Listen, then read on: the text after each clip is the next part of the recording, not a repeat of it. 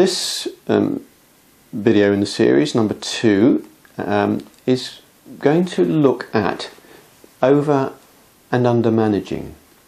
Now, most of us have had quite a lot of experience, and some of it being managed by people who at times have over or under managed us. And what is that like?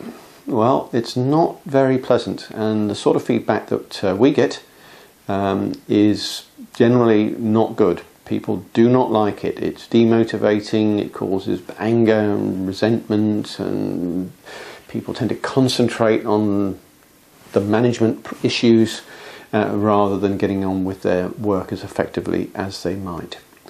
Problem is, as managers, how well do we do it? And how do we know that? Well, what I'd like to introduce today is a very simple model for having a good measure of how to do that, and an approach to management which I hope is more effective than the generally regarded way of managing, which is to come in and do what you've always done. And let's face it, that's what most of us do. There is another way. So this is the management model I'd like to show you, and what it shows on the x-axis is an individual's development in the context of work. So how well are they doing things? How well are they developed as an individual? So this might be someone who works for you, and as you go from left to right on the scale, how well do they do what they do? How well developed are they?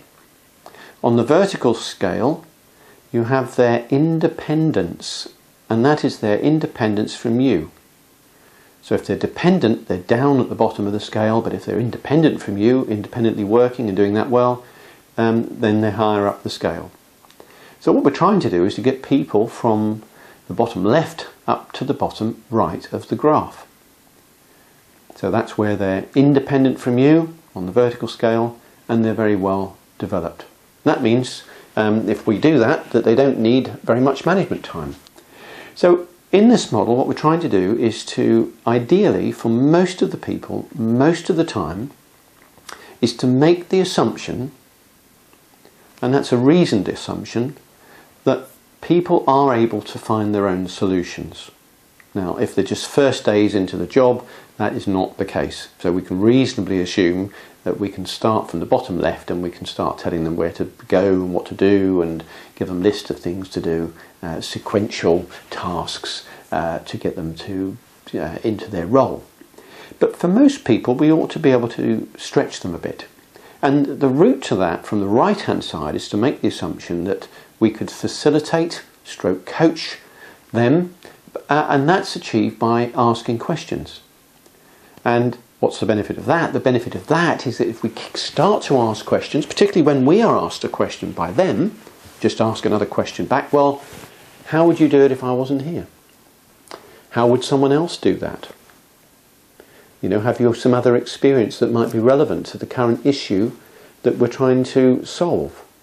So those sort of statements to assist an individual to stand alone, to think on their feet, and to move forward in their own way. It's that independent thinking which provides not only motivation for the individual in being able to do what they want to do and are able to do, but that feeling it's their own idea. And that builds their self-confidence, provided of course they're successful.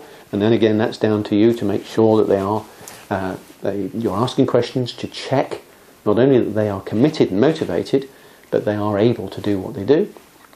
So there may be, to check that, questions about, well, so what would be the first thing that you think you ought to do? And if you're a bit dubious about it, you might ask some questions. So what are the strengths and weaknesses of doing that one thing? This gives you the confidence you need to know that they're heading in the right direction, that they will be effective, and that they won't let you and the organisation down. So this is a very empowering technology for managing people in much more of a leadership, hands-off sort of way. Now, that's not going to work all the time, because sometimes something is urgent. And if something is urgent, and we work, for example, in the NHS, if something urgent things do happen in the NHS very often, there isn't time to have a conversation or ask questions.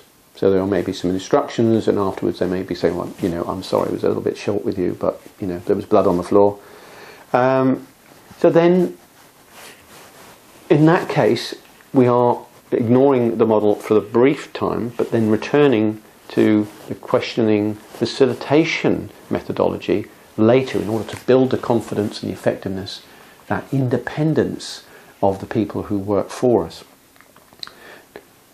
Now, the other time when this may not work, and this is again part of the model, is if you ask a question. So they ask you a question saying, well, you know, what should I do? And you say, well, if I wasn't here, what would you do? Or what would someone else do, etc.